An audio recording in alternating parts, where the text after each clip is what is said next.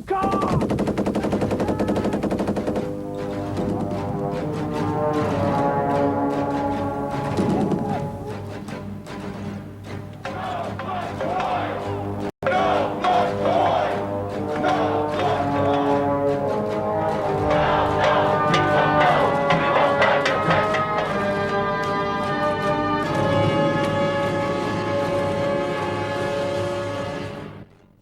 Thanks for joining us. I'm Joan Harris. Welcome to our series Impact, New Yorkers and the War. Personal safety is one of the perennial concerns of urban life. The war in the Gulf is raising that concern to new levels. Specific threats of terrorism have blanketed all of us with an unspecific, generalized fear. And this anxiety has clouded even the simplest activities of daily living, from taking a bus or a subway to eating in a restaurant. This week, we'll visit the people who make sure that those nightmare fears will never be realized. A condition of most American wars of the past, a condition that provoked another kind of anxiety, was the military draft. Today's young people can consider the justice or merits of this conflict without the looming prospect of being drafted. What difference that may make for this new generation of college students is our second topic today. The Persian Gulf conflict has unfolded into a war fought on two fronts, the physical and the psychological. Iraq's call for worldwide acts of terrorism against the United States and its coalition partners has had its intended effect on many citizens in this country. New Yorkers, despite descriptions that range from sophisticated to cynical, have not escaped the fear of indiscriminate violence. To combat acts of violence, the New York City Police Department activated the Command and Control Center. Created as a special unit in 1986, the center handled all possible contingencies of the bicentennial celebration. Since then, it has monitored other major events as well as disasters and emergencies of all kinds. Captain Joseph Murphy is one of the commanding officers. The Command and Control Center was activated on January 14th, 2 o'clock in the afternoon. This was 32 hours prior to the deadline set for the UN sanctions against Iraq. The idea being here, we brought together representatives from 16 police department units, 5 outside law enforcement agencies, and 7 other agencies within the city. The idea here was so we could have the immediate exchange of information and pieces going to be aware of what was going on, and that we'd have contact in the event the services of one of these other agencies or pieces was needed. We established a intelligence analysis desk staffed by representatives from our intelligence division and detective division. The purpose here was any intelligence data we received, they had immediate access to the intelligence division, the anti-terrorist task force, and the FBI command center out of Cadman Plaza. They can analyze it and they'd have a thorough database to work with. And the other points that we needed the services of a different agency or a different law enforcement outside of the New York City Police Department, they were here and could make direct contact. We had the Coast Guard, Port Authority, Tri-Borough Bridge and Tunnel, representatives for our other bridges. And we'd also have our Special Operations Division. We'd directly coordinate anything in the event we needed the Harbor Unit, Aviation, or Emergency Service Unit. Detectives would have direct access to the bomb squad if their services were needed. The bomb scares have increased considerably from the time going down on. I'd say based on previous statistics, we'd ordinarily average possibly 13 to 15 bomb threats a day. So during that period since January 14th, we would probably have averaged anywhere from 300 to 350 bomb threats. Today we've had over 1,600 bomb threats. I shouldn't really phrase them as bomb threats, let's say bomb scares. Some were actual threats, some were very suspicious packages people called on, and I would probably associate some of this increase to just a heightened awareness. We've had bomb squad's been running ragged, checking out a lot of suspicious packages go down, and in most cases they've turned out to be a briefcase that was left there. They didn't know who owned it. Magazines and packages, mostly harmless, and these devices were properly identified. However, they have come across, we picked up during that time about 6 grenades, some blasting caps, and in one case there was an arrest with some guy had some smokeless powder and things, and the paraphernalia for making pipe bombs. But generally, it's been an increase. And well, most of the fear is psychological. We've been into this going. The threats that we've received have been generic threats. These have been saber rattlings that have come as they had. I wouldn't want to play them down. It's a piece which we had from Gaddafi in Libya, and now we've had from Hussein in Iraq coming. Now, we've been analyzing this since the 14th. And to date, we've had no specific threat of any specific location in the city area. I would say it's a heightened awareness. I would say particularly in the workplace, basic housekeeping would be very handy. Someone goes in, you clean out everything that doesn't belong, things are around, and you know what belongs. If there's some type of report of a bomb scare or a bomb threat, people conduct a quick search of their own area. They look, everything there belongs there. They go, there's something out of order, there's a briefcase or something that doesn't belong there. That would be looking into. So it'd be an awareness that the person that has his briefcase puts it where it belongs. We have that person, instead of leaving it around, it's in a drawer. Have a suspicious package, we'll give it clear. Call the police on it. We'll come down and look. We've been running on these runs, checking them out. Don't go and check it out yourself. It's there, and they checked around. People don't know who belongs or why it's there. Call the police and stay out of that area and keep people out of that area. I would say fear probably breeds on fear. And so the media, they would report the news, which they have to do as accurately as they can. We can't say this isn't happening. There is a war on.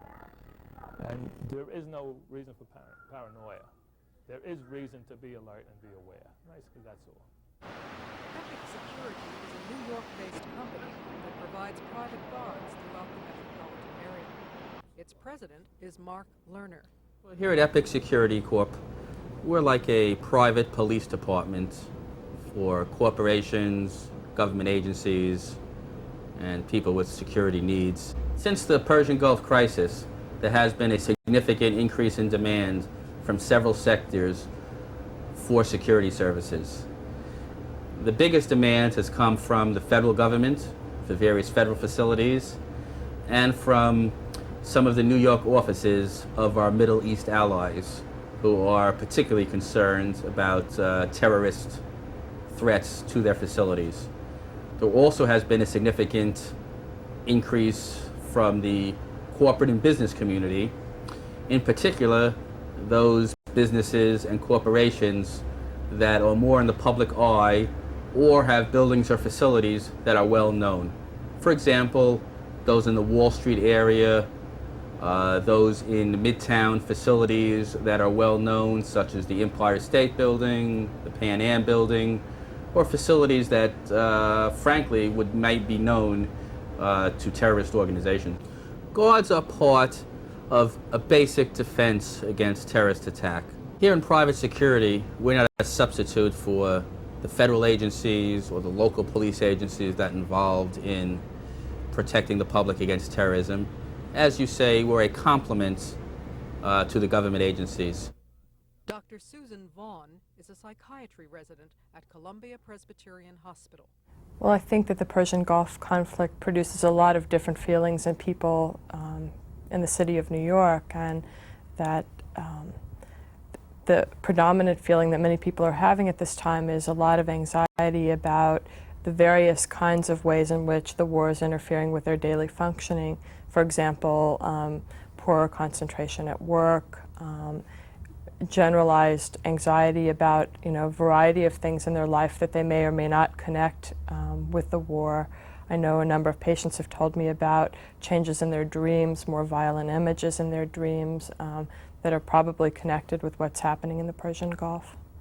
I think that right now one of the main psychological problems that people are having with the war is the sense of waiting for the ground battle to begin. I think many people have the sense that it's inevitable, but no one quite knows the timing of it. In a sense, I think we were all almost relieved when January 15th arrived, and we almost felt that something would happen and some kind of battle would begin. And the air war at first seemed very successful and very quick, and there was something gratifying about that. Plus, we got very sterile images on TV of, planes with the target in sight, and seeing the bombs go off without any images of really of human suffering or any kind of more personalized images.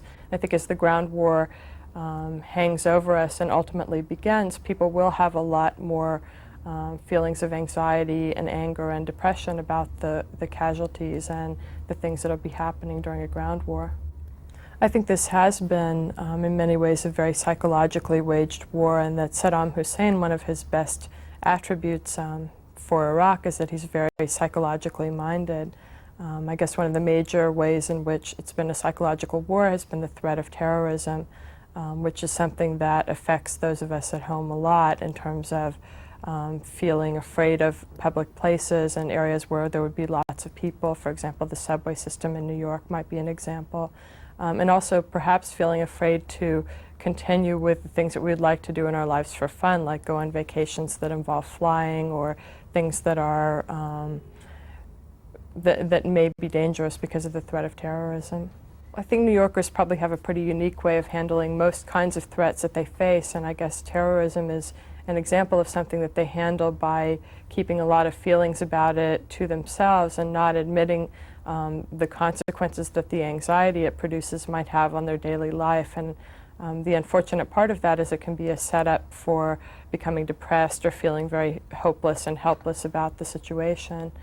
Just the fact that people don't really realize what it is what it is that's producing so much anxiety, and that if they realize that they have difficulty articulating it to people around them, it sort of fits the tough guy image of New Yorkers that that we want to see ourselves as very capable of dealing with whatever anyone dishes out. And Saddam Hussein may be an extreme example, but we want to be able to just handle what comes our way in living in the city. I think that one of the ways that people can be most helped in this time is by not denying the feelings that they're having and the issues that a war of this scale brings up for people.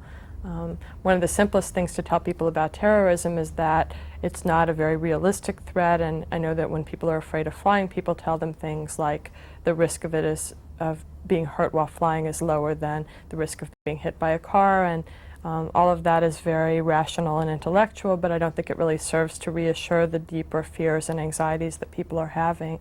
And I think that the best way they can be helped is by finding people to discuss their fears with, and if necessary, I know there are a number of support groups about different aspects of the war forming, which are quite helpful to people, especially the families of people in the military and people for whom this is raising a lot of issues, perhaps about past experiences of violence or things of that nature. Another thing is that if people feel that they're beginning to get symptoms of severe anxiety or depression, that it would be helpful for them to seek someone professional to speak with.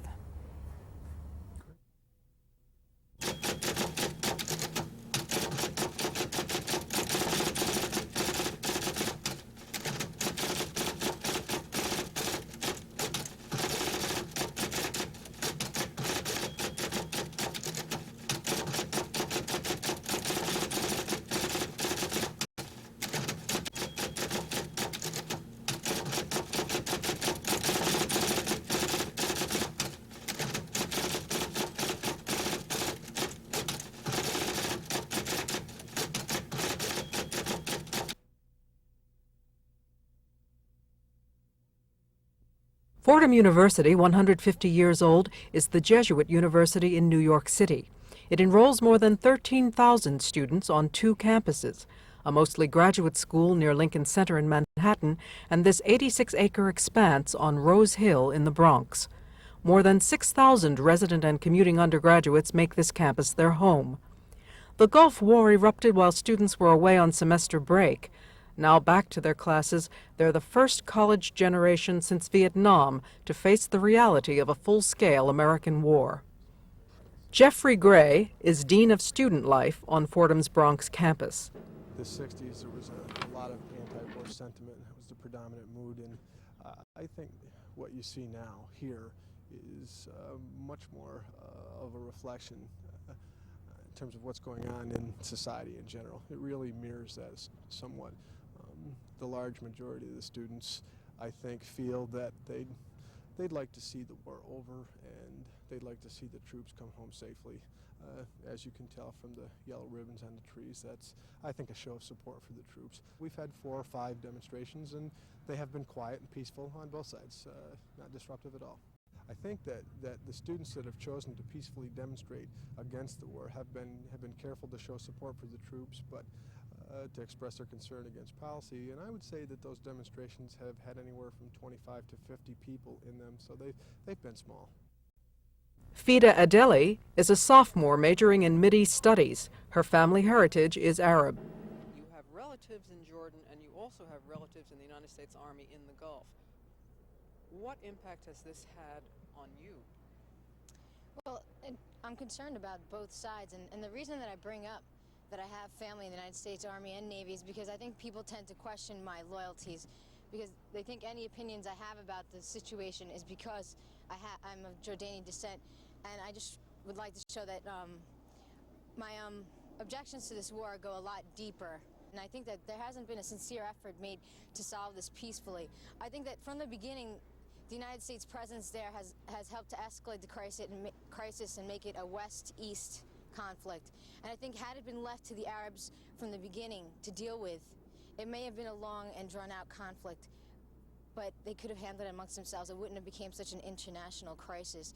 And I really see the future as it may be detrimental to the stability of the area because of the feelings, the sentiments of the people towards the West at this point. I mean, there were already negative feelings towards the West. At this point, they've grown. And people are getting killed. It's close at home to them. And I think generally there's been bad feelings about the American foreign policy and Western foreign policy in general in the area. And I don't see it so much as all countries uniting to fight the West, but I do see it as causing conflict within people who have had resentment towards Western colonialism for years. Generally, we have very negative stereotype about Middle Eastern people. We throw them all into one group. People don't even realize that there's 22 countries, that Turks aren't Arabs, and that Iranians aren't Arabs, and that Israel is not an Arab country. And if you see anything on TV, it's a radical demonstration. If there's any coverage, it's about terrorists. And even when they talk about terrorists, they say Arab terrorists. They never, these people have nations that they come from. Arab terrorists just throws in 21 countries all into one group. So if you're an Arab, you're either thought of as a terrorist, or you ride a camel through a desert, or you're covered with a veil. And it seems really funny, but I think a lot of people seriously think of it that way. John DeRico is president of student government at Fordham in the Bronx. You have the visible people who are the anti-war protesters around campus wearing the red ribbons and such. You find more of the people wearing the yellow ribbons, the people who are in support of the war, in support of the troops. The draft doesn't seem to be a pertinent concern to everybody. It's all in our hearts underneath us, but it really hasn't come visible. When we all saw the servicemen on TV, the prisoners of war, that's when it really struck home. We all learned from Vietnam also that it's not the servicemen who are responsible for the war. Our countrymen, they're the ones who fight the war for us. It's the politicians, and I don't feel that anybody on this campus is against the servicemen. We all just hope and pray they can get home as soon as possible. Carolyn Shields, Bridget Bodig, and Al DiLeonardo are members of ROTC, the Campus Reserve Officer Training Corps. All three of you might be facing activation. What are your feelings about that? It's part of your service obligation, and I don't have a problem filling my service obligation and doing my duty for my country. As a matter of fact, I'm proud to do it. I'd be lying if I was saying that I'm not afraid to go. It's easy for me to say right now that I'm not afraid to go, but when the time comes upon me, I'm sure I'll be full of some fear. Being in ROTC it's really exciting right now because of the fact that we're faced with that situation. And I just was recently branched infantry, and after 4 months, starting maybe in May, I could be in the Gulf in sometime September, October, if the Army would have it that way. And sure, I'm nervous, but I think the Army will get us all ready to go, and we'll do the best we can. Mark Schull is a student anti-war activist. I was really shocked that we started this war, and that's something that I think people overlook a lot. We started the war in the Gulf. It was a stalemate. Iraq is by no means innocent, but it was our planes that started the bombing. In the first few days of the war, the campus saw a few protests on it and a great number of people involved in them. In the past few weeks, things have kind of settled into a routine, and it has been more and more a small, highly dedicated group attending protests in New York City down at the UN or going down to Washington a few times to voice their feelings. The campus itself is relatively quiet. The activists on campuses are taking their causes to the lawmakers, to the people who are deciding to have this war. And instead of parading in front of the student union and telling the dean that we don't want to have a war, they're telling Congress we don't want to have a war. The Gulf conflict brought with it increased enrollment in Middle East studies. Teach-ins on Mideast issues have become popular extracurricular events. Professor John Intellis is chairman of the Fordham Middle East Studies program.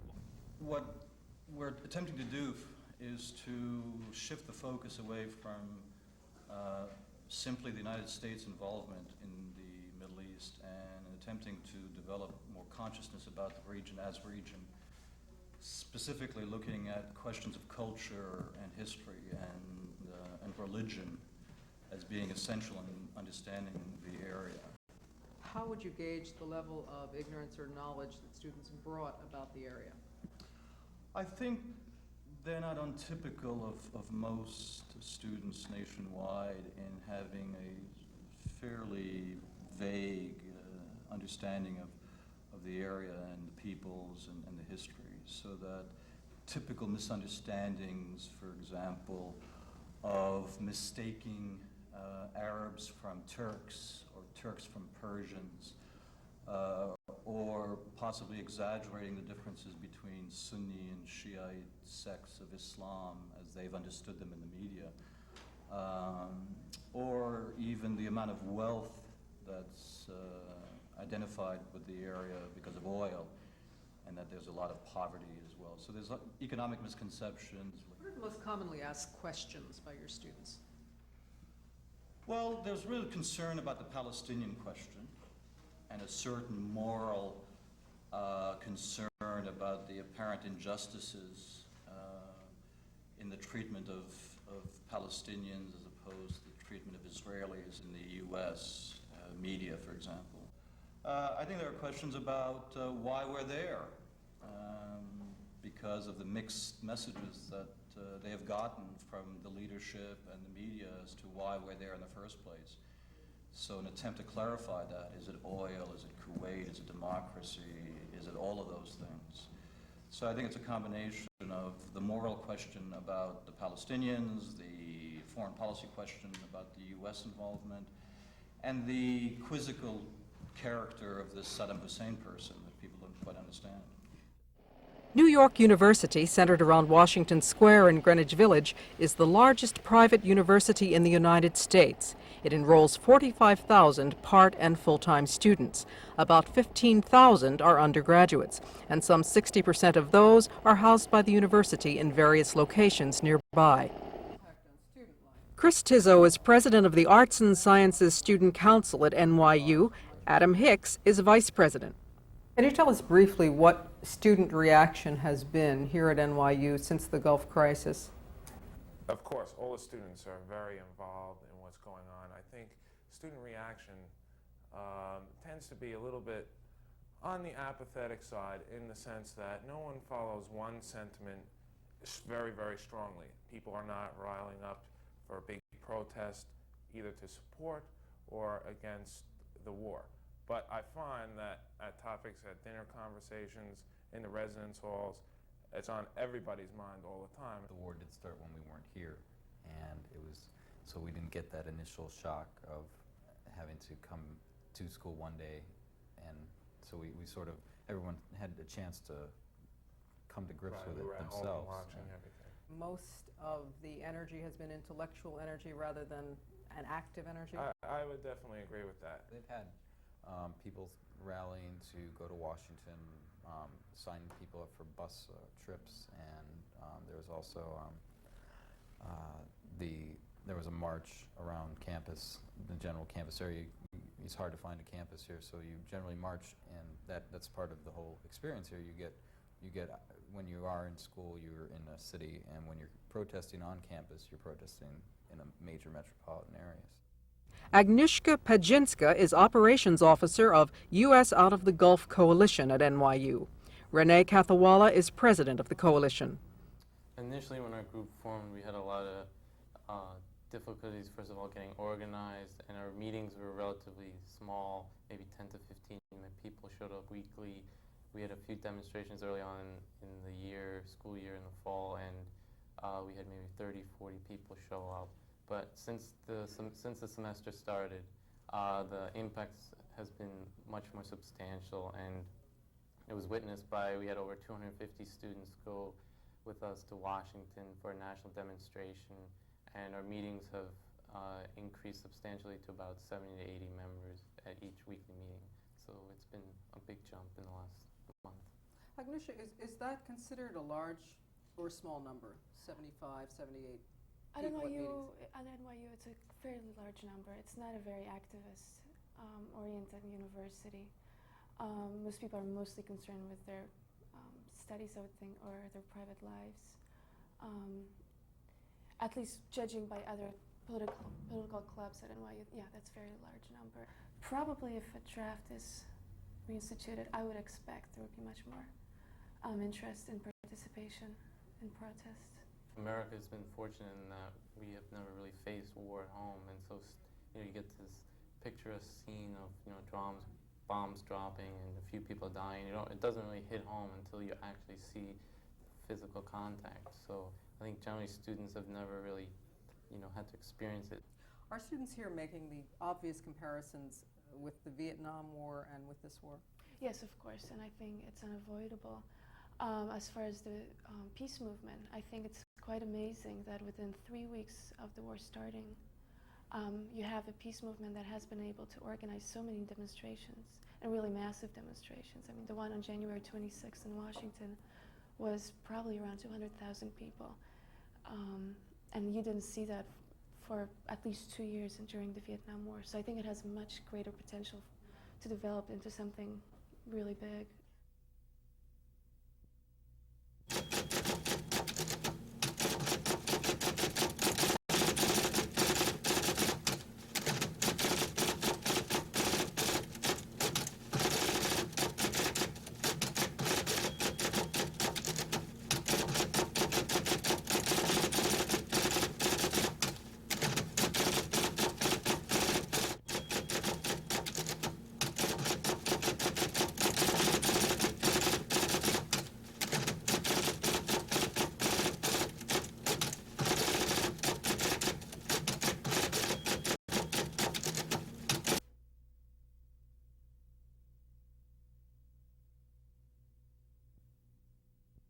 Each new phase of the Gulf War seems to create its own anxiety.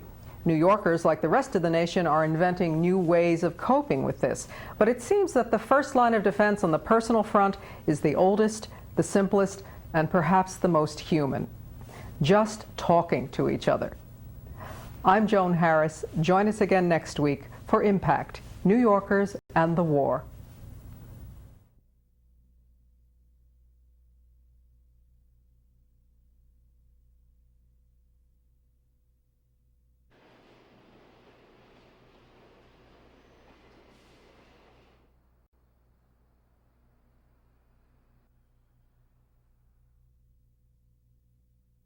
That range from